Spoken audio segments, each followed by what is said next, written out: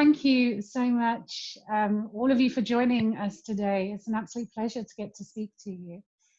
I'd like to direct my first question there, Azza.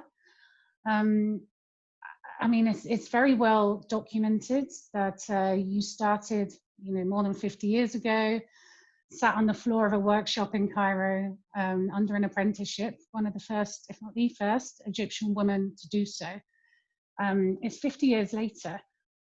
Looking back, what were your ambitions at that time? Did you ever foresee things growing to be as big as they are today? In that time, I don't want to say that's I was imagining what I'm going to be, but my whole focus was on how to improve myself to do a good jewelry. But at the end, I know that this will lead to something which will be big. My focus was to teach myself, to have more information, to have more knowledge, to be perfect in making jewelry. So you started just being in love with the craft and having a very unique vision. No? Love is not the perfect way. It is something really huge. My relation with the jewelry, unbelievable. Sometimes I don't understand what's this relation between this small piece of metal and myself. It's really big. Was this something you felt your whole life? Like you something deep within you? No, I'm a seeker, I was seeking this, and I tried many things, and then I found this, and it was the first time I saw a jewelry book. It is something explored in my heart. No, I was seeking something which I really love. At the end, I think that God gave me what I like, at what I love. Yeah, fate. It's exactly it. It's fate. Yes. When you moved on from your apprenticeship and you actually started creating your own designs and your own brand, what were the initial challenges of that? Because obviously, you were a woman creating your own brand. You needed to find the capital, the investment, the support. And we're talking a long time ago. You were a pioneer at that time. What were your biggest challenges? I think that being a woman, it wasn't a challenge, because I was always accepted in these places. Either I was in this crafts area, they treat me well, they teach me well. I think the challenge is my dreams was always bigger than my no, not capabilities, and the money I haven't. Yeah, if 50 years ago I was starting doing gold pieces, but in that time I didn't have the money for that. But I work with silver. I think my dreams was always bigger than what I have in my pocket in that time.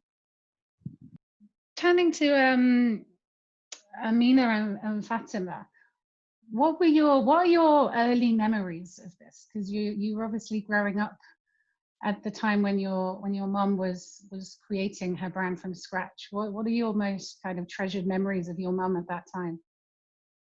We used to travel with her as helpers or as her assistants, and we must have been 4 and 7 or 5 and 8, and we would just help set up the exhibition and put price tags and learn all about the jewelry, and then go to many museums just to understand more about inspiration. And it was very much, the entire journey was very much part of our story as well. It's like we all went on the same journey, even though Fatma and I were very, very young, but it was part of it. It's like we were always a part of it. Yeah, I think Amina summed it beautifully. When you look back on the last on that journey, on that last 50 years, what are the milestones that stick out in your mind? What are the what would you say have been the key defining moments in building your business? There was many things, which is because I was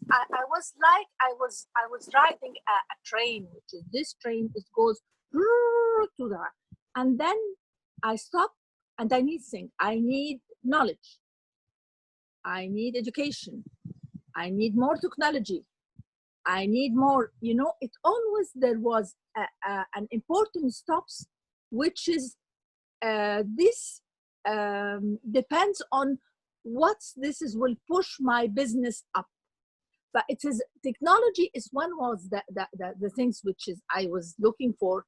Good education, because I really compensate what because I had this in the field of apprenticeship, not on the level of education. But I always inside inside myself, I always to do a good education for jewelry. That's why we open our own school. And sometimes I go and take courses in this courses. Steps when the two girls joined the company, it was they took the things up, like Fatma. We want to go international. We want to go there. This was marks in the history of the company, because I'm concentrating on the products only, how to develop these products. And she concentrated on something, take these products and go abroad. And it will always like that.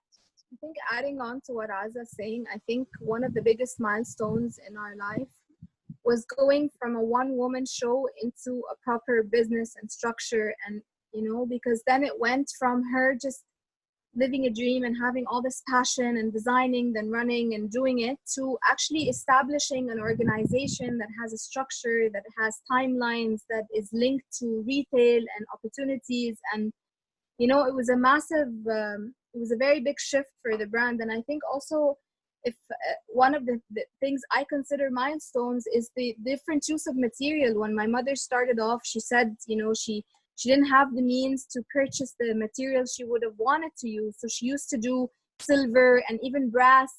But I think one of the very big milestones that had a direct impact on the DNA of our design is when we started mixing silver and gold.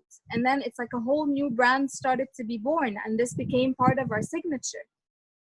As you're kind of handing over and witnessing your daughters kind of taking a stronger and stronger lead in the brand, but whether that be in design or in the business operations, how does that feel to you, to be handing over the reins? What do you see your role now in this kind of new normal for your business? I never stop thinking, or I never stop dreaming about what I'm doing. I have this vocational training to take it up. I have this school to take it up, and not only in jewelry, I'll do to other things. I have my foundation, which was help the crafts in Egypt in general. I'm writing books as well. I'm an author. I did my first book, and then I'm working on my second book, and I have a third book. I hope I can do all these things. Still also the chief designer. Yes, and I'm working on my archive now. We have to, we have a fortune, an archive of 50 years of design and motifs and things like that. We have to organize this archive to be like a center for design. No, I have a lot. Not, I think I'm wasting my time if I go into details of the problems of the schools, because I have more goals. I mean, they can be benefit out of what I'm going to do. She has enough dreams to last yes. her 4 lifetimes.